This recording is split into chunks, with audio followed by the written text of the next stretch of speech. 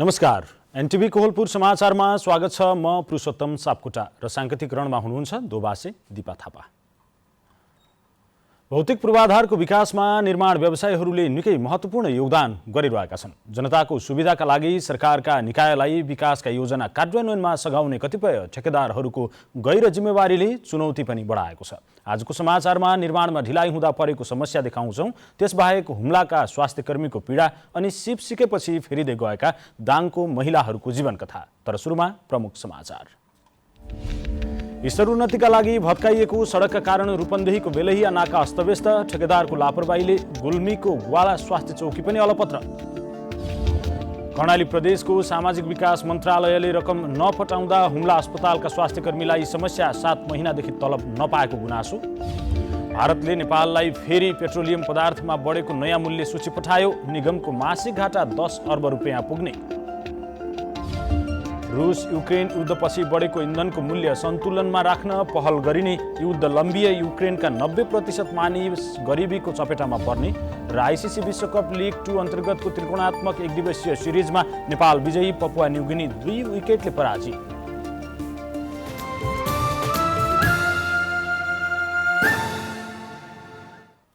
समाचार अब विस्तारमा।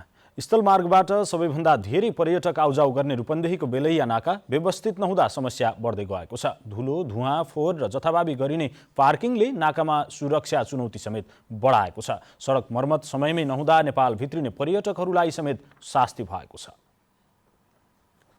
यो हो नेपाल र भारत सीमा नाका रूपन्देहीको बेलैया सीमा। मुलुकमा स्थलमार्ग हुँदै सबैभन्दा बढी विदेशी पर्यटक यही बाटो भएर आउँछन्। तर धुलो, अस्तव्यस्त पार्किङ, फोहोर तथा सर्वसाधारणको भिडले यहाँ सहज आउजाउ गर्न नै समस्या हुन्छ। रिक्सा, मोटरसाइकलदेखि मालवाहक र यात्रुवाहक सवारी तथा पैदल यात्रुको ठेलमठेल भिडभाड उस्तै। होचो र साँगुरो प्रवेशद्वारमा नेपालको चिनारी समेत छैन। जताभावी फालिएको फोहोरको दुर्गन्ध उस्तै छ। कतिपयको पर्यटक प्रति राम्रो व्यवहार समेत छैन। सुन्दर नेपाल भ्रमणको कल्पना गरेर नेपाल आउने पर्यटक पनि नाकामा आइपुग्दा नाक खुम्च्याउन बाध्य छन्। नाकाको दुरावस्थाबाट पर्यटक मात्रै होइन, पर्यटन व्यवसायी र स्थानीय पनि आजित छन्। नेपाल आउने स्थलमार्गबाट आउने पर्यटकहरूको 75% पर्यटक भित्रिने नाका हो बेलैया नाका। तर यसलाई दशकौँदेखिबाट यसलाई व्यवस्थित गर्ने कुराहरूमा सम्बन्धित निकायको कसैको पनि ध्यान गएन। यिनीहरूले समातेर पर्यटकहरू नेपाल अथवा नेपाल आउने यात्रुहरू अरूलाई पनि झोलाएकातिर मान्छेकातिर हुने अवस्था छ। भित्र पस्ने पर्यटकले डुङडुङ ती के भन्छ धुलो उडेको अवस्था हुन्छ भने बर्खामा त्यहाँ हिलोले हिलाम्ने हुन्छ। यो सबै अवस्थाले नेपाललाई राम्रो एउटा के भन्छ गन्तव्य देखिनलाई हामी चुक्छौँ जस्तो लाग्छ। कोरोना अघि बेलैया नाका हुँदै तेस्रो मुलुकका मात्रै वार्षिक 1.5 लाख बढी पर्यटक भित्रन्थे। कोरोना महामारी कम हुँदै गएपछि सन् 2022 को 2 महिनामा 132 पर्यटक यो नाका हुँदै नेपाल आएका छन्। यहाँबाट सबैभन्दा बढी भारतीय पर्यटक नेपाल आउँछन्।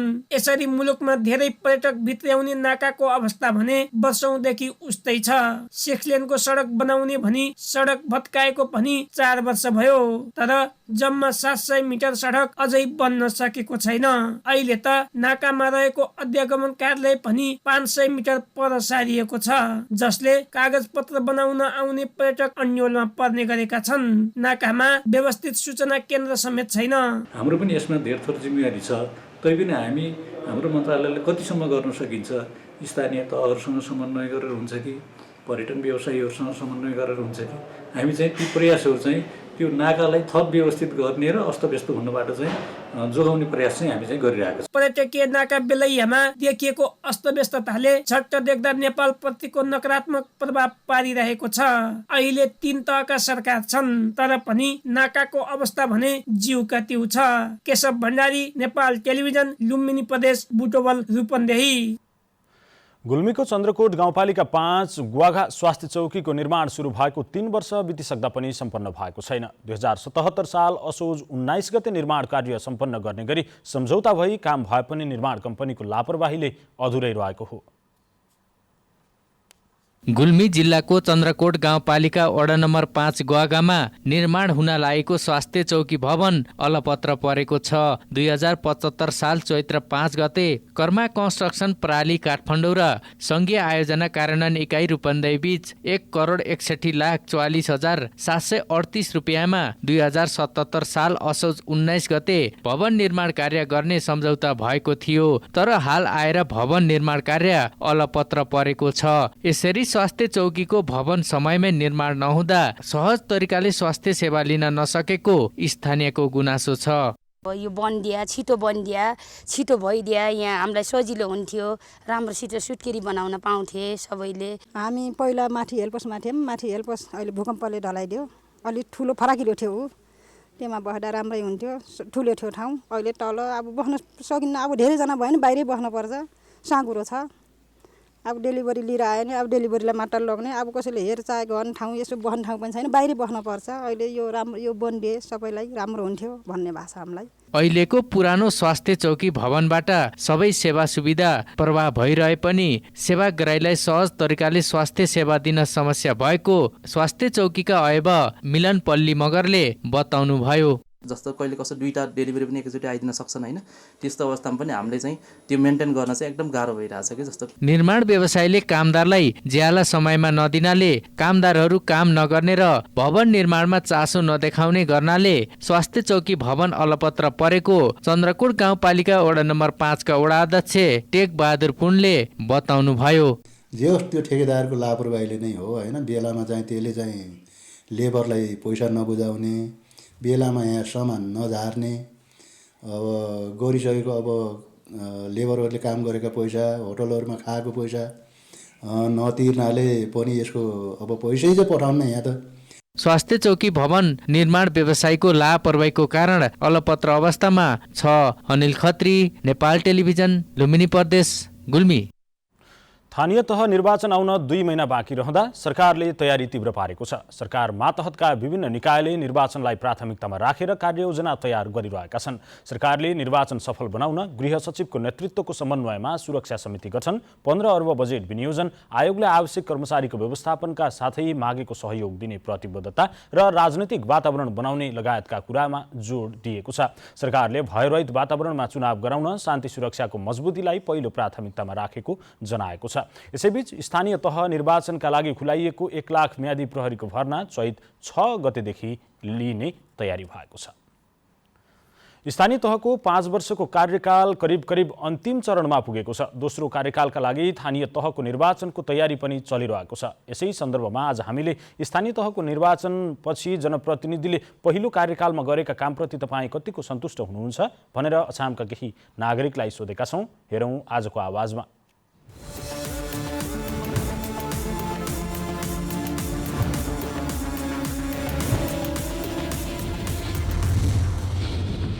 निर्वाचित भइसकेपछि अछाम जिल्लाको सन्दर्भमा एवं मङ्गलसिंह नगरपालिकाको सन्दर्भमा विकास निर्माणका कामहरू एकदम भइरहेका छन् र साथमा अब स्थानीय तह अन्तर्गत गाउँघरमा बजेट विनियोजित र वडाका वडा अध्यक्षको हातमा छ।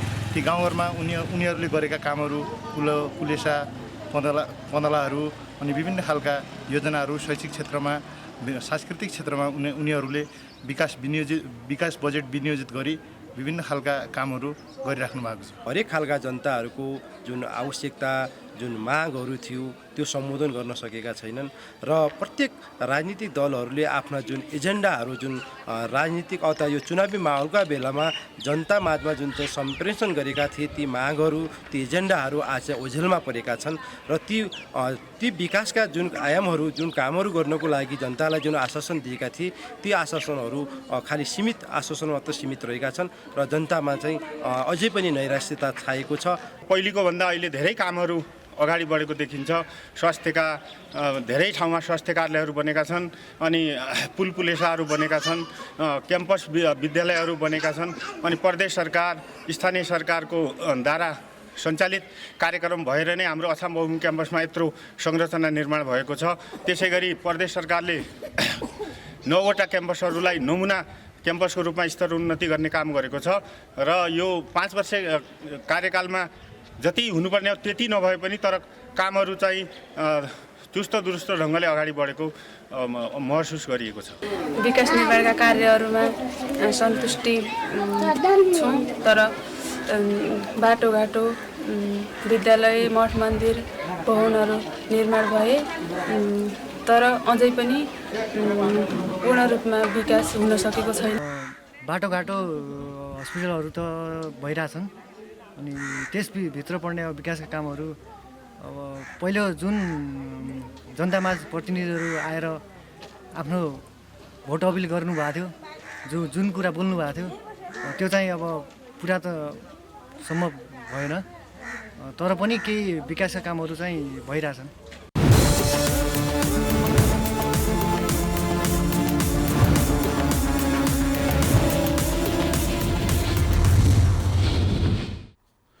समाचारको क्रम जारी नै छ। अहिलेलाई एकैछिनको विश्राम।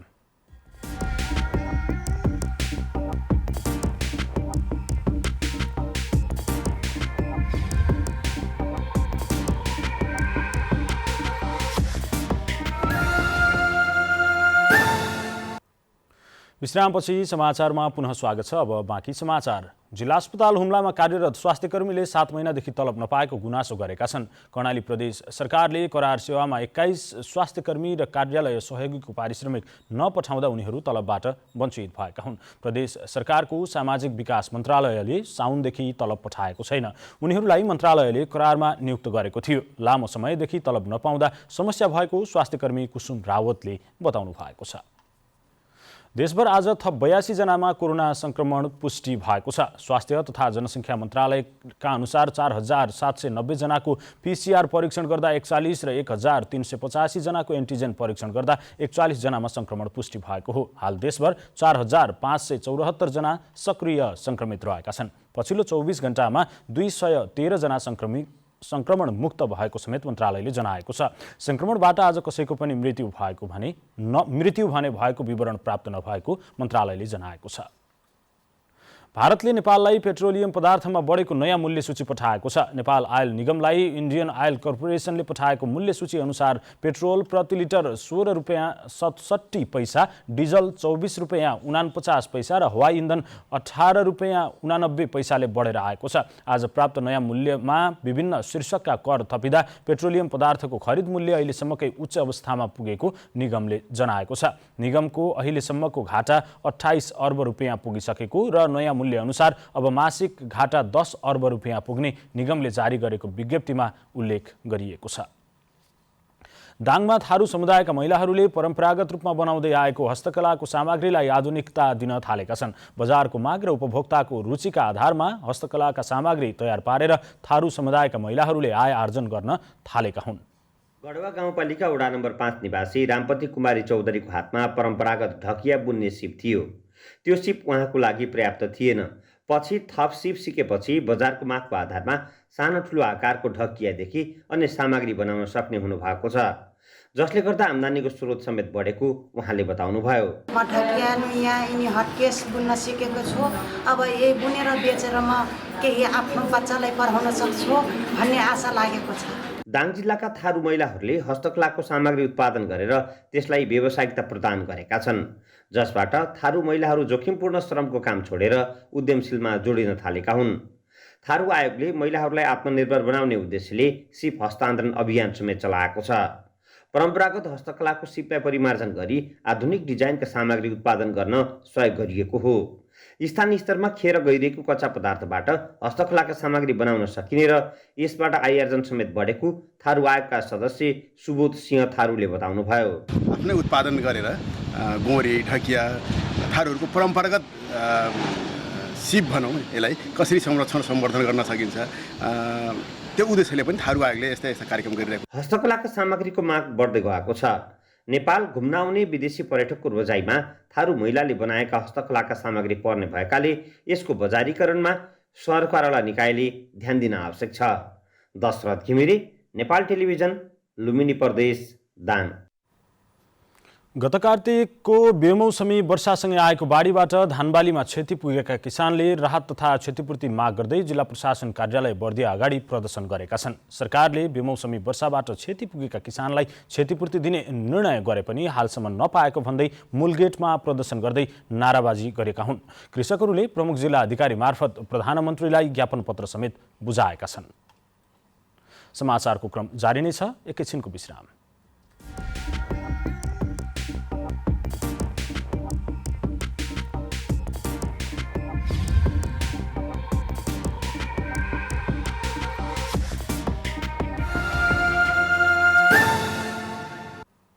तपाईँ एनटिभी कोलपुर हेर्दै हुनुहुन्छ। अब बाँकी समाचार। कर्णालीको प्रमुख पर्यटकीय गन्तव्य राराताल घुम्ने उपयुक्त मौसम सुरु भएसँगै पर्यटकीय गतिविधिहरू बढ्दै गएका छन्। फागुन पहिलो सातादेखि रारामा दैनिक पर्यटकको सङ्ख्या बढिरहेको छ। रारा घुम्ने मौसमको सुरुवातसँगै आन्तरिक पर्यटक रारा पुग्न थालेको रारा राष्ट्रिय निकुञ्जका संरक्षण अधिकृत बद्री विनोद दाहालले बताउनुभयो। उहाँका अनुसार हवाई मार्गबाट दैनिक 50 देखि 60 जना आन्तरिक पर्यटक रारा घुम्न पुगिरहेका छन्। हिमपातको अन्त्यसँगै सडक र हवाई मार्ग नियमित सञ्चालनमा आएपछि अहिले रारामा आन्तरिक पर्यटकका कारण चहल पहल बढ्दै गएको छ। समाचारमा अब अन्तर्राष्ट्रिय समाचार।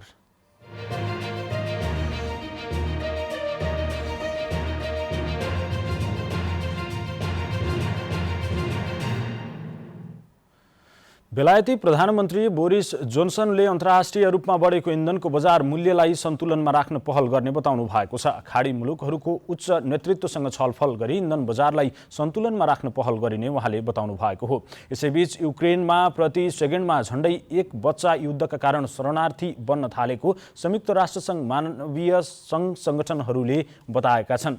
संयुक्त राष्ट्रसङ्घीय विकास कार्यक्रम UNDP ले युक्रेनमा युद्ध लम्बिँदै गए त्यहाँका 90% मानिस गरिब एवं चरम आर्थिक जोखिमको चपेटामा पर्ने चेतावनी दिएको छ। यस्तै रुसी आक्रमण सुरु भएदेखि 30 लाख भन्दा बढी नागरिकहरूले देश छोडेका राष्ट्रसङ्घको प्रारम्भिक तथ्याङ्क छ। फेब्रुअरी 24 मा रुसी आक्रमण सुरु भएदेखि अहिले लगभग 15 लाख बालबालिका युक्रेनबाट बाहिरिएका छन्। यसैबीच युक्रेनका राष्ट्रपति भ्लोदिमिर जेलेस्कीले रुससँगको शान्ति वार्ता सफलतातिर उन्मुख भएको बताउनु भएको छ। अब आर्थिक समाचार।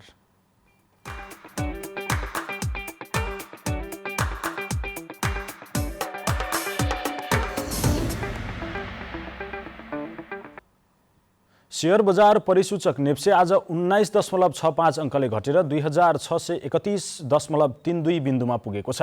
आज होटल, निर्जीवन बिमा र म्याचुअल फन्ड बाहेक अरू सबै समूहको शेयर ओह्रालो लागेको हो।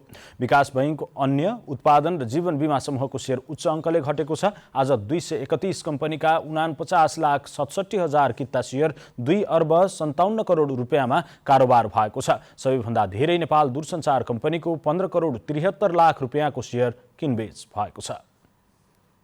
अब खेलकुद समाचार।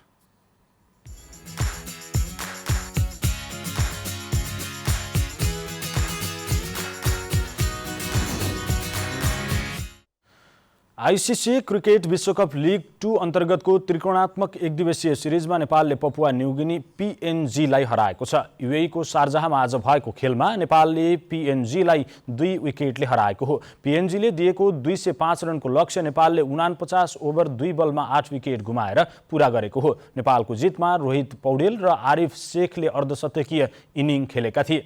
रोहितले 58 रन जोड्दा आरिफले 53 रन बनाए। यसअघि टस जितेर पहिले ब्याटिङ गरेको PNGले 50 ओभरमा 8 विकेट गुमाएर 204 रनको योगफल तयार पारेको थियो। अब नेपालले दोस्रो खेलमा घरेलु टोली युएईसँग शुक्रबार खेल्दैछ। यस्तै नेपालको तेस्रो खेल युएई विरुद्ध नै मार्च 21 तारिकमा हुनेछ। नेपालले अन्तिम खेल PNG विरुद्ध मार्च 22 तारिकमा खेल्नेछ। अब मौसम।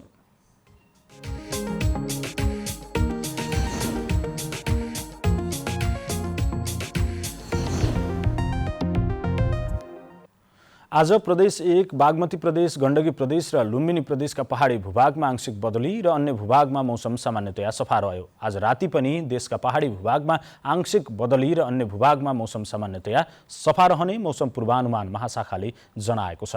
अब मौसम सम्बन्धी थप विवरण।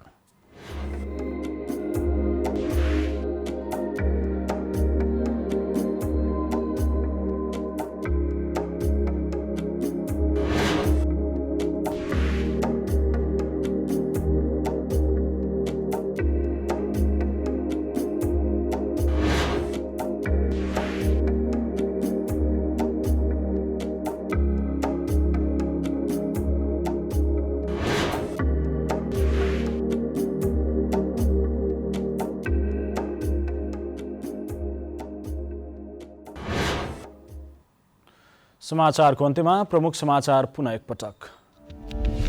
स्तरोन्नतिका लागि भत्काइएको सडकका कारण रूपन्देहीको बेलहिया नाका अस्तव्यस्त, ठेकेदारको लापरवाहीले गुल्मीको गुवाघाट स्वास्थ्य चौकी अलपत्र। कर्णाली प्रदेशको सामाजिक विकास मन्त्रालयले रकम नपठाउँदा हुम्ला अस्पतालका स्वास्थ्यकर्मीलाई समस्या, 7 महिनादेखि तलब नपाएको गुनासो। भारतले नेपाललाई फेरि पेट्रोलियम पदार्थमा बढेको नयाँ मूल्य सूची पठायो, निगमको मासिक घाटा 10 अर्ब रुपियाँ पुग्ने। रुस युक्रेन युद्धपछि बढेको इन्धनको मूल्य सन्तुलनमा राख्न पहल गरिने, युद्ध लम्बिए युक्रेनका 90% मानिस गरिबीको चपेटामा पर्ने सम्भावना। र आइसिसी विश्वकप लिग 2 अन्तर्गतको त्रिकोणात्मक 1 दिवसीय सिरिजमा नेपाल विजयी, पपुवा न्युगिनी 2 विकेटले पराजित।